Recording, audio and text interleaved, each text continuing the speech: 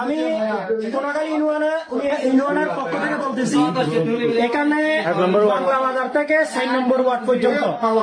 4 নম্বর ওয়ার্ডের অর্থাৎ খাদ্যের ডিয়া যে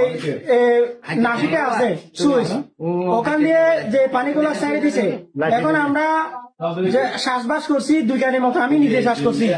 আমার জমিনেতে পানি নাই, মেশিনে পানি পাইতেছে না। আমি তিনু মহোদয়কে বিনোদভাবে অনুরোধ করছি, আমি কোনাগালী সরজমিনে আপনাকে আমি কল করছি 11টার দিকে, আপনি দৃষ্টি আকর্ষণ করছেন কিনা জানি না, আপনি কাইন্ডলি এটা একটু দৃষ্টি দেন। আপনি সরজমিনে এসে এতগুলা মানুষের, গরিব মানুষ, এরা ধান চাষ করছে, বহুদিনের টাইমে অনেকগুলা ব্যয় করতে হয়, অনেকগুলা পানি দিতে হয়, ইয়ে করতে হয়, আপনি আপনারা জানেন, আপনি আপনার কাছে